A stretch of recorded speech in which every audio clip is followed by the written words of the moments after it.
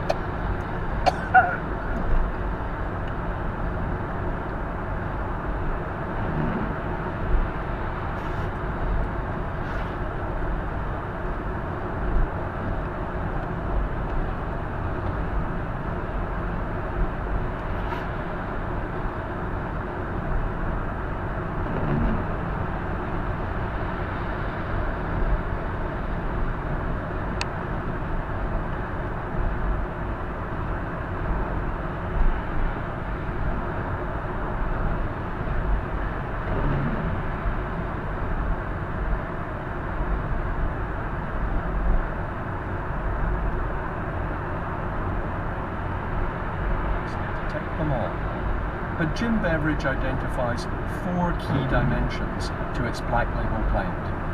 What we've got here, Barry, is a demonstration, if you like, of the 4 flavour styles that Johnny Walker will use to create Johnny Walker black label. So one of the first flavour styles was this very distinctive smoky aroma that comes from the single malts that are produced on the west coast of Scotland. I'm getting that, yeah. The next glass here is a much fresher, fruitier flavour.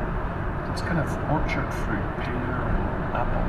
Absolutely. It's fruity and light and fresh. If it was a season, it would be summertime. And then the next one here is one that we call rich fruits. Much more like raisins and sultanas and dried fruit. Dried fruit, yeah. And then the last glass here is, I think it's an amazing flavour. It's delicate, light, sweet vanilla. Very, very enticing. Almost like a dessert. Absolutely. And that's a grain whisky, which has been matured in an American oak cask. And then the glass in the middle is Johnny Walker Black Label.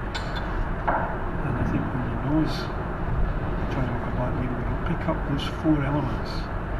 So what's very nice about being led into that is when I put my nose into the blend, the Johnny Walker blend, I'm not just going from one to the other, but I've got a sort of little journey, almost like a musical line where you can pick up those different notes happening at different times, but they harmonise, they go together. So blending can make things smoother. It can aim to produce the same each time, but not necessarily from the same ingredients. And that requires a skillful combination of art and science. Next week, I'll be sipping a cuppa whilst discussing the art and science of blending tea. But back in the Johnny Walker archive, Christine McCavity tells me something interesting. John Walker may have started out blending not whiskey, but tea.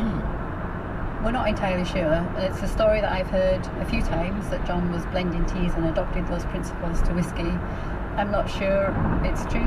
We certainly see John selling tea. All our early inventories and stock books show tea from different parts of the world being sold in the shop.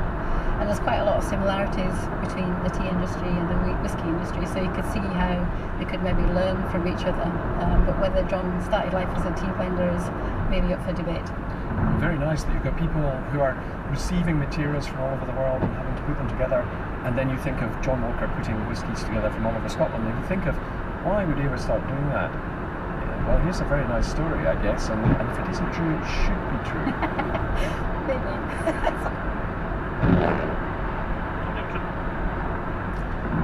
The Art and Science of Blending was presented by Barry Smith and blended in the studio by producer David Edwards. And after the news, blending of another kind in The Unbelievable Truth. BBC Sounds. Here at Peel Acres, it's tranquil, the birds are tweeting. You'd never expect that this peaceful house is actually home to the most extraordinary amount of noise in the world.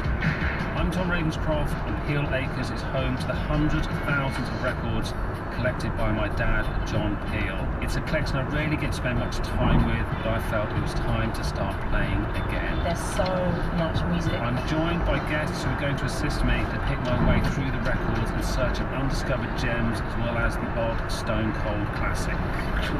Listen to the collection, Peel Acres, only on BBC Sounds.